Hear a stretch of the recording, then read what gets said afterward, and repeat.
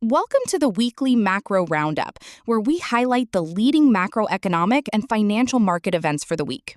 Let's get started. Negotiations between U.S. and Iran remains fragile as ships were attacked in the Strait of Hormuz. U.S. dictates how Iran should spend its frozen funds, which are proposed to be unfrozen. Oman pushes for continued tolling of the strait, and concerns over Lebanon persists. We expect the uncertainty over the negotiation to persist as both sides stay at loggerheads over the terms of the deal. The U.S. Personal Consumption Expenditures, PCE price index, rose at a 4.1% annual rate in May, its highest level in 3 years, while the core PCE, which excludes volatile food and energy, accelerated to 3.4%. According to the U.S. Bureau of Economic Analysis, BEA, these inflation figures landed exactly in line with consensus market expectations on an annual basis, though the monthly headline increase of 0.4% was a fraction softer than projected.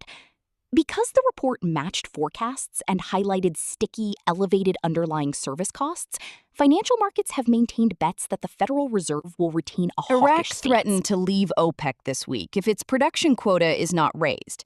This is based on the hit the country took following the Middle East conflict and follows UAE's recent departure from the bloc. We expect other Gulf states, except Saudi Arabia, to follow suit in the short term.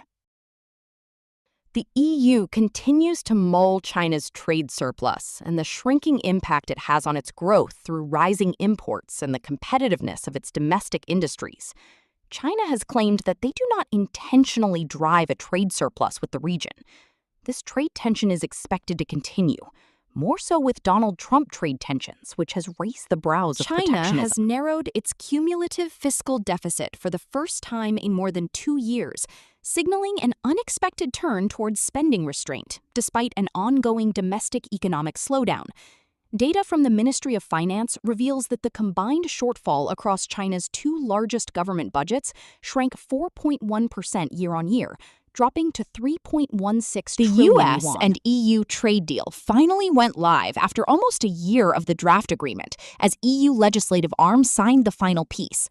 The deal caps U.S. tariffs on EU exports at 15%, while the EU agrees to remove most of its tariffs on U.S. imports. The implementation of the deal remains fraught by fresh Trump threats, like the 100% tariff on countries with digital service tax. Chancellor Friedrich Merz's coalition has backed a sweeping 33-point overhaul to secure Germany's creaking, unsustainable pay-as-you-go pension system against an aging population. The proposal includes higher retirement age, abolishing the option to retire early without financial penalties, broader contributor pool to include lawmakers, politicians, and newly self-employed workers, and a slowdown in the automatic annual scaling of payouts The Bank relative of to wage Canada, growth. BOC, is being urged to shift its primary policy communications away from underlying core metrics and refocus on headline inflation. This push emerged from the BOC's public consultation report released this week as part of its 5-year monetary policy framework review with the federal government. Economists, think tanks, and stakeholders warned that the BOC's heavy reliance on multiple operational gauges of underlying inflation, such as CPI trim and CPI median, has confused British the Prime public. Minister Keir Starmer announced his resignation on June 22, 2026, following a severe internal party rebellion triggered by a year of plummeting popularity and disappointing local election results. The final blow to his leadership came after popular Greater Manchester Mayor Andy Burnham won a decisive parliamentary by-election, clearing his path to Westminster and making him the clear frontrunner to replace Starmer. This sudden collapse marks an extraordinary period of political volatility for the country, as the United Kingdom prepares to appoint its 7th prime minister in just 10 years.